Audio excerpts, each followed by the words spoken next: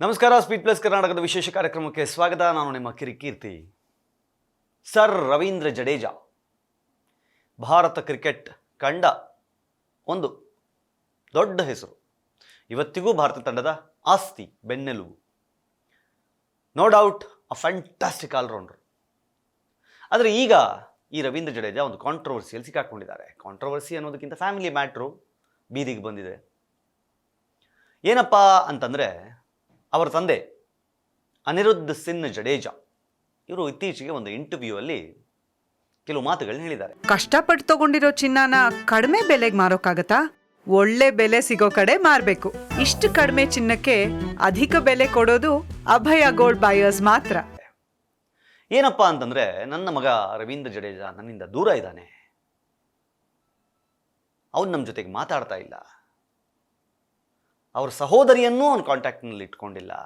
ನಮ್ಮ ಬದುಕು ತುಂಬ ದುಸ್ತರ ಆಗಿದೆ.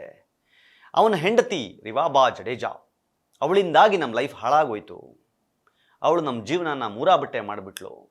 ನನ್ನ ಮಗನನ್ನು ನನ್ನಿಂದ ದೂರ ಮಾಡಿಬಿಟ್ಲು, ನನ್ನ ಫ್ಯಾಮಿಲಿಯಿಂದ ದೂರ ಮಾಡಿಬಿಟ್ಲು ಅಂತ ಹೇಳಿ ಆರೋಪ ಮಾಡಿದ್ದಾರೆ. ಈ ಇಂಟರ್ವ್ಯೂ ವೈರಲ್ ಆಗ್ತಿದ್ದ ಹಾಗೆ ಎಲ್ಲ ಕಡೆ ಅದೇ ಸದ್ದು, ಅದೇ ಸುದ್ದಿ. ರವೀಂದ್ರ ಜಡೇಜಾ ಫ್ಯಾನ್ಸ್ ಸಹಿತ ನೀನು ಈ ಥರ ಮಾಡಿರೋದು ಸರಿಯಲ್ಲ ಅಂತ ಹೇಳಿ ನೇರ ರವೀಂದ್ರ ಜಡೇಜಾ ಅಗೇನ್ಸ್ಟ್ ಅಟ್ಯಾಕ್ ಮಾಡೋಕೆ ಶುರು ಮಾಡಿದ್ದಾರೆ. ಇದು ಟ್ವಿಟರ್ನಲ್ಲಿ ಟ್ರೆಂಡ್ ಆಗಿದೆ, ಇನ್ಸ್ಟಾಗ್ರಾಮ್ನಲ್ಲಿ ಚರ್ಚೆ ಆಗಿದೆ, ಫೇಸ್ಬುಕ್ನಲ್ಲಿ ಶೇರ್ ಆಗಿದೆ. ಎಲ್ಲೆಲ್ಲೂ ಇದೇ ವಿಷಯ. ಏನು ಸಾಧನೆ ಮಾಡಿದ್ರೇನು ತಂದೆಗೆ ತಕ್ಕ ಮಗ ಆಗಿಲ್ಲ ಅಂತಂದರೆ ನೀನು ಯಾವ ಸೀಮೆ ಮಗಾನೋ, ನೀನು ಯಾವ ಸೀಮೆ ಕ್ರಿಕೆಟಿಗಾನೋ ಅಂತ ಹೇಳಿ ಜನ ಅವ್ರನ್ನ ಹಿಗ್ಗ ಮೊಗ್ಗ ಅಟ್ಯಾಕ್ ಮಾಡಿದ್ದಾರೆ. ವಿಷಯ ಬೇರೆ ಬೇರೆ ಇದೆ. ಇಲ್ಲಿ ಅವರಪ್ಪ ಮಾಡ್ತಿರೋ ಅಲಿಗೇಷನ್ಸ್ ಏನು ಅಂತಂದರೆ, ನನ್ನ ಮಗ ಚೆನ್ನಾಗೇ ಇದ್ದ, ನನ್ನ ಮಗ ಒಳ್ಳೆಯವನೇ, ಅವನಿಗೆ ಅವ್ರ ಸಹೋದರಿ ಅಂದರೆ ಸಿಕ್ಕಾಬಟ್ಟೆ ಇಷ್ಟ, ಫ್ಯಾಮಿಲಿ ಜೊತೆಗೆ ಸಿಕ್ಕಾಬಟ್ಟೆ ಅಟ್ಯಾಚ್ಮೆಂಟ್ ಇತ್ತು. ಆದರೆ ಮದುವೆ ಆದಮೇಲೆ ಎಲ್ಲ ಚೇಂಜ್ ಆಗಿ ಹೋಯಿತು. ಮದುವೆ ಆದಮೇಲೆ ಅವನೊಂದು ರೆಸ್ಟೋರೆಂಟ್ ಮಾಡ್ದ. ಆ ರೆಸ್ಟೋರೆಂಟ್ನ ನನ್ನ ಹೆಸರಿಗೆ ಮಾಡುವಂಥ ಅವನ ಹೆಂಡತಿ ಹಠ ಹಿಡಿದು ಕೂತ್ಲು. ಅದಕ್ಕೆ ಸಿಕ್ಕಾಬಟ್ಟೆ ಜಗಳಗಳು ಆಯಿತು. ನಾವು ಅದನ್ನು ತಡೆದ್ವಿ. ಬೇಡ, ಯಾವುದನ್ನು ಅವಳ ಹೆಸರಿಗೆ ಈಗಲೇ ಮಾಡಬೇಡ ಅಂತ ತಡೆದ್ವಿ. ಅದರಿಂದಾಗಿ ನಾವು ಫ್ಯಾಮಿಲಿನೇ ಬಿಟ್ಟು, ನಮ್ಮನ್ನೇ ಬಿಟ್ಟು ಅವನ್ನ ಕರ್ಕೊಂಡು ಹೊರಗಡೆ ಹೋಗ್ಬಿಟ್ಲು ಅಂತ. ಆಕೆ ಇವಾಗ BJP ಒಂದು ಕ್ಷೇತ್ರದಲ್ಲೆಲ್ಲೋ MLA ಗುಜರಾತ್ನಲ್ಲಿ. ಅಂತಹ ಒಂದು ಹೆಣ್ಣು ಮಗಳಿಂದಾಗಿ ಇವತ್ತು ನಮ್ಮ ಫ್ಯಾಮಿಲಿ ಸರ್ವನಾಶ ಆಗೋಗಿದೆ. ನನ್ನ ಹೆಂಡತಿಗೆ ಬರೋ 20,000 ಪೆನ್ಷನ್ ದುಡ್ಡಲ್ಲಿ ನಮ್ಮ ಫ್ಯಾಮಿಲಿ ಬದುಕ್ತಾ ಇದೆ. ರಕ್ಷಾಬಂಧನ್ ದಿನ ಇದೇ ರವೀಂದ್ರ ಜಡೇಜಾ ಸಹೋದರಿ ಕಣ್ಣೀರು ಹಾಕ್ಕೊಂಡು ಕೂತಿರ್ತಾಳೆ. ಇವತ್ತು ನನ್ನ ಸಹೋದರ ನನಗೆ ಕಾಲ್ ಮಾಡಲಿಲ್ಲ, ನನ್ನ ಜೊತೆಗೆ ಮಾತಾಡ್ತಾ ಇಲ್ಲ ಅಂತ ಹೇಳಿ ಅಷ್ಟರ ಮಟ್ಟಿಗೆ ದೂರ ಇಟ್ಟುಬಿಟ್ಟಿದ್ದಾನೆ ನಮ್ಮನ್ನು.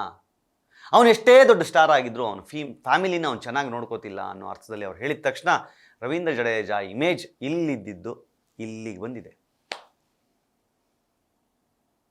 ಯಾರು ಏನೇ ಮಾಡಿರಲಿ ರೀ, ಕೊನೆಯದಾಗ ಅವ್ರ ಅಪ್ಪ ಅಮ್ಮ ಫ್ಯಾಮಿಲಿನ ಚೆನ್ನಾಗಿ ನೋಡ್ಕೊಂಡಿಲ್ಲ ಅಂತಂದರೆ ನೀನು ಏನು ಸಾಧನೆ ಮಾಡಿ ಏನು ಬಂತು?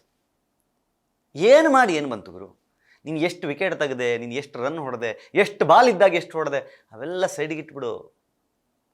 ನಿನ್ನ ತಂದೆ ಸಂತೋಷಕ್ಕೆ ಏನು ಮಾಡಿದೆ ಗುರು? ನಿನ್ನ ತಂಗಿನೋ ಅಕ್ಕನೋ ಅವಳ ಸಂತೋಷಕ್ಕೆ ಏನು ಮಾಡಿದೆ? ನಿನ್ನ ತಾಯಿ ಸಂತೋಷಕ್ಕೆ ಏನು ಮಾಡಿದೆ? ಅವ್ರ ನೆಮ್ಮದಿಗೆ ಏನು ಮಾಡಿದೆ? ನಿನ್ನ ಹೆಂಡತಿಯನ್ನು MLA ಮಾಡುವ ಹಂತಕ್ಕೆ ನೀನು ಬೆಳೆಸಿದ್ಯಾ? ನಿನ್ನ ತಂದೆಗೆ 3 ಹೊತ್ತು ಊಟ ಹಾಕೋ ಯೋಗ್ಯತೆ ಇಲ್ಲ ಅಂದಮೇಲೆ ನೀನು ಯಾವ ರವೀಂದ್ರ ಜಡೇಜಾ ಆದರೆ ಏನು ಗುರು?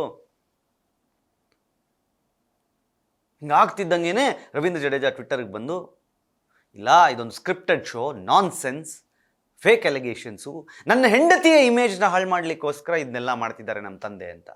ಪಾಪ ಮಹಾನ್ ವ್ಯಕ್ತಿ ಕಣಯ್ಯ ನೀನು. ಇಲ್ಲೂ ತಂದೆ ತನ್ನ ಕಷ್ಟವನ್ನು ಹೇಳ್ಕೊಂಡಾಗ, ತನ್ನ ನೋವನ್ನು ಹೇಳ್ಕೊಂಡಾಗ, ತನ್ನ ಕಣ್ಣೀರನ್ನು ಹೊರಗೆ ಹಾಕಿದಾಗ ಅವಾಗಲೂ ನಿನ್ನ ಹೆಂಡತಿಯ ಸ್ಟ್ಯಾಂಡ್ ತೊಗೊಂಡು, ಹೌದು ಬಿಡುಗರು, ಜಗತ್ತಲ್ಲಿ ಹೆಂಡತಿಗೆ ಹೆದರದೇ ಇರೋ ಗಂಡ ಯಾರಿದ್ದಾನೆ, ಹೆಂಡತಿಗೆ ಭಯ ಪಡದೇ ಇರೋನು ಯಾರಿದ್ದಾನೆ? ಎಲ್ಲ ಸರಿಯೇ. ಆದರೆ end of the day family ಅಂತ ಬಂದಾಗ, ಈ ಲೆವೆಲ್ ನೀನು ಎತ್ತರಕ್ಕೆ ಬೆಳೆದಾಗ, ನಿನ್ನ ಇಮೇಜನ್ನ ನೀನು ಡ್ಯಾಮೇಜ್ ಮಾಡ್ಕೊಳ್ಳುತ್ತಿದೆಯಾ ಅಂತಂದಾಗ ಆ ತಂದೆ ಪರವಾಗಿ ನಿಲ್ಲಬೇಕಲ್ವಾ? ಫ್ಯಾಮಿಲಿ ಪರವಾಗಿ ನಿಲ್ಲಬೇಕಲ್ವಾ? ಹೆಂಡತಿ ಒಂದೇ ಫ್ಯಾಮಿಲಿ ಅಲ್ಲ, ಅದು ನಿನ್ನ ರಕ್ತ, ಅದು ನಿನ್ನ ಸಂಬಂಧ, ಅದು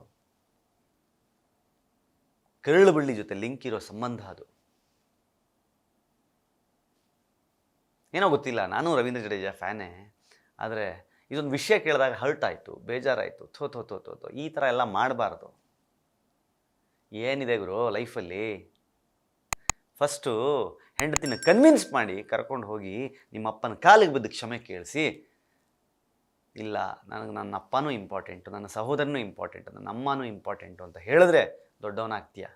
ಇಲ್ಲ ಅಂತಂದರೆ ನೀನು ಎಂಥದ್ದೇ ಸಾಧನೆ ಮಾಡಿದ್ರು ಅದು ಕಾಲು ಕಸ ಅಷ್ಟೆ. ನೋಡ್ತಾ ಇರಿ ಸ್ಪೀಡ್ ಪ್ಲಸ್ ಕರ್ನಾಟಕ. ಇದು ನಿಮ್ಮಿಂದ ನಿಮಗಾಗಿ, ನಿಮಗೋಸ್ಕರ. ಮತ್ತೆ ಸಿಗ್ತೀನಿ. ನಮಸ್ಕಾರ. Speed plus Karnataka.